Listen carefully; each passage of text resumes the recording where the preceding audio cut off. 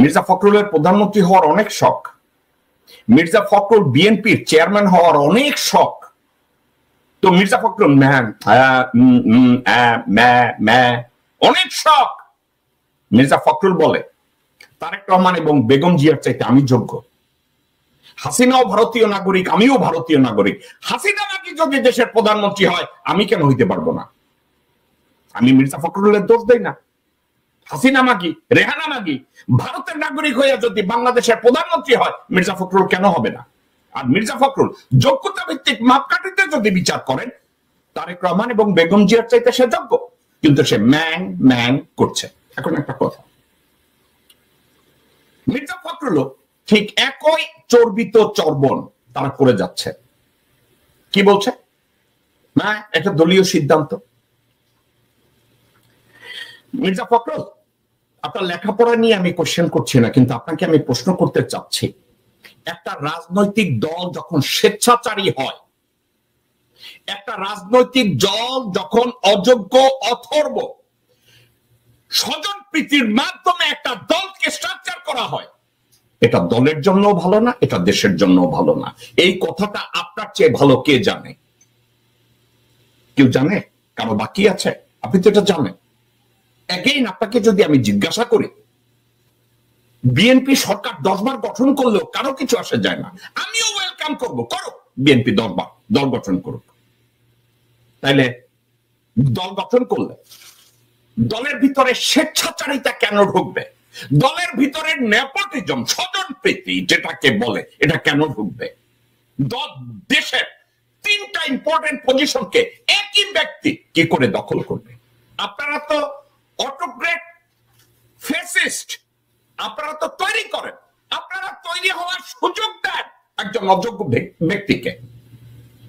একটা অযোগ্য ব্যক্তিকে আপনারা একনায়ক বানাতে সাহায্য করেন। কিভাবে সাহায্য করেন? হাসিনা মাগি দেশের প্রধানমন্ত্রী, হাসিনা মাগি আওয়ামী লীগের সভানেত্রী, হাসিনা মাগি সংসদের নেত্রী। তাই বেটা মির্জা ফখরুল কি হইলো? একনায়ক কে বানাইছে? ওই আওয়ামী লীগ বানাইছে, ওই ভারত বানায় গেছে। একনায়ক কেন বানাইছে? কারণ ওই মাগির মধ্যে দূরদর্শিতা বা দেশপ্রেম কিচ্ছু নাই। তাহলে কি হলো? আপনারা একনায়ক তৈরি করার জন্য এখন আবার ধান্দায় আছেন। বেগম জিয়া বা তারেক রহমানকে ওই হাসিনার মতো ওইটা বানাবেন একনায়ক, দেশের ভিতরে আবার গুম খুন করবেন। আপনাদেরকে কি বলবো? এখন একটা সমাধান আছে, একটা সমাধান আছে মির্জা ফখরুল, একটা সমাধান আছে সালাউদ্দিন, একটা সমাধান আছে। আমি সমাধানের কথা বলি। আপনাদেরকে বলতে হবে বিএনপি এবং আওয়ামী লীগ কোন রাজনৈতিক দল না, এটা একটা পারিবারিক ব্যবসা, রাজনৈতিক ব্যবসা। এখন রাজনৈতিক ব্যবসা যখন ক্ষমতায় আসবে, ওই রাজনৈতিক দলের যে মালিক তারা সিদ্ধান্ত নেবে। এখানে দেশের কনস্টিটিউশন কাজ করবে না, এখানে কে কি ফর্মুলা দেবে ওটাই কাজ করবে না, কোন রিফর্ম কাজ করবে না, কারণ এটার মালিক তো পরিবার। আপনারা দুইজনে এত গ্যাং গ্যাং এগুলা না করে এটা বলেন যে আমরা পারিবারিক রাজনৈতিক দল করি। আমাদের পারিবারিক রাজনৈতিক দলে আমাদের যে মালিক, ওই পরিবারের যে মালিক, সে সিদ্ধান্ত নিবে কে প্রধানমন্ত্রী হবে, কে দলের প্রধান হবে। আপনারা এই কথাটা বললেই তো হয়ে যায়। এটা বলছেন না কেন? এটাকে পেঁচাচ্ছেন কেন? এটা নিয়ে ভণ্ডামি করছেন কেন? এটা নিয়ে ভণ্ডামির কিছু নাই। আমি বিএনপির জন্য সহজ রাস্তা করে দিলাম। আপনারা এখন বলবেন যে বিএনপি রাজনৈতিক দলের নামে ব্যবসা, রাজনীতির ব্যবসা করছে, 20 কোটি মানুষের জীবন নিয়ে ছিনিমিনি খেলছে। আওয়ামী লীগ যেভাবে খেলে গেছে, হাসিনা মাগি যেভাবে খেলে গেছে, নারায়ণ চন্দ্রপালের বংশধর মুজিব শেখ যেভাবে খেলে গেছে, ঠিক একইভাবে জিয়া পরিবারও করতে চায়। বলেন, আমি আপনাকে সমালোচনা করব না। মির্জা ফখরুল যদি বলে এই কথা, আমি সমালোচনা করব না। সালাউদ্দিনের মতো এস আলম গ্রুপের এই কুত্তার বাচ্চা চোর, ভারতীয় ট্রেনিং প্রাপ্ত এই সুর যদি এই কথা বলে, আমি সমালোচনা করব না। বলেন আপনি, কোনো অসুবিধা নাই যে বিএনপি পারিবারিক রাজনৈতিক দল, এই পরিবারের মালিক বেগম জিয়া এবং তার ছেলে তারেক জিয়া, সুতরাং তার যেটা সিদ্ধান্ত নেবে এইটাই হবে সিদ্ধান্ত।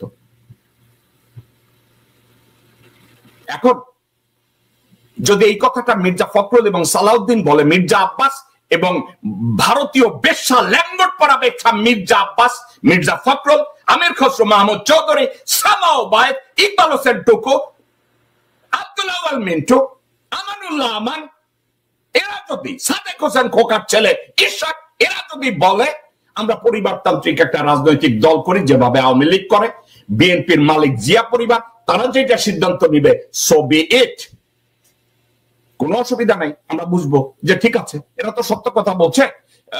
মুজিব শেখ যেভাবে 20 কোটি মানুষের জীবন নিয়ে ছিনিমিনি খেলছে, হাসিনা শেখ যেভাবে ছিনিমিনি খেলছে, এখন জিয়া পরিবারের লোকজনরাও এই ছিনিমিনিটা খেলতে চায়, তো তারা যেটা করবে ওইটাই কথা। আপনারা এই কথাটা বলেন, আপনারা যদি এই কথাটা বলেন তাইলে তো সমস্যার সমাধান হয়ে গেল। কেউ এটা নিয়ে আপনাদেরকে সমালোচনা করবে না।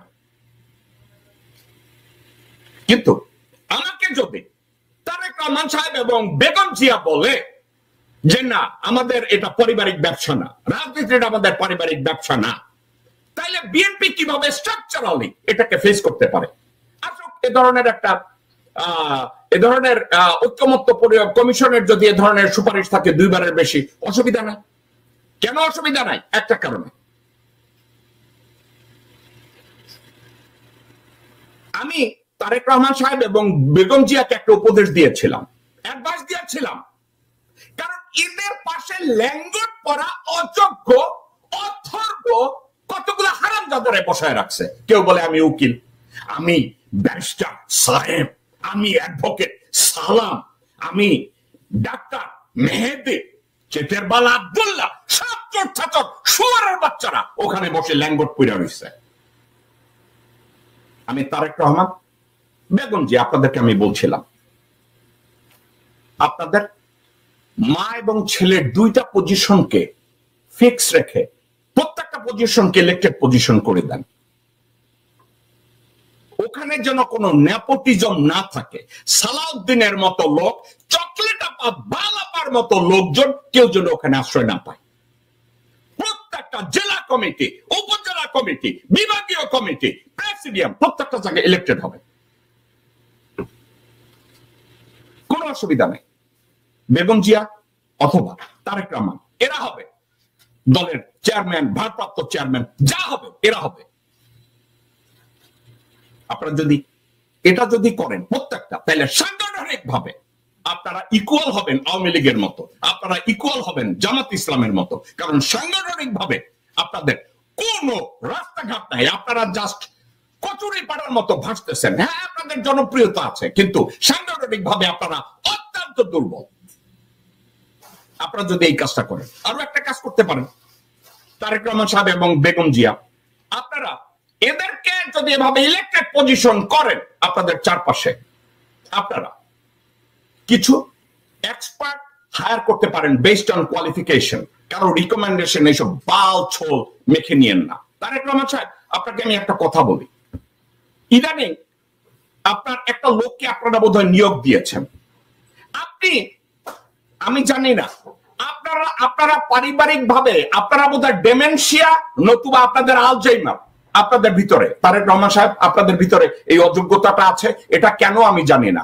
আপনারা ওই মইনের মতো বালচলের সেনা প্রধান বানাইছেন, পরে মইন আপনার কোমর ভাঙা দিচ্ছে। আপনারা বাইচা বাইচা ভুল লোকগুলোকে আপনারা নির্বাচন করেন। তারেক রহমান সাহেব সেই বানিও, ইংরেজিতে একটা কথা বলে, you made me fool once, shame on you.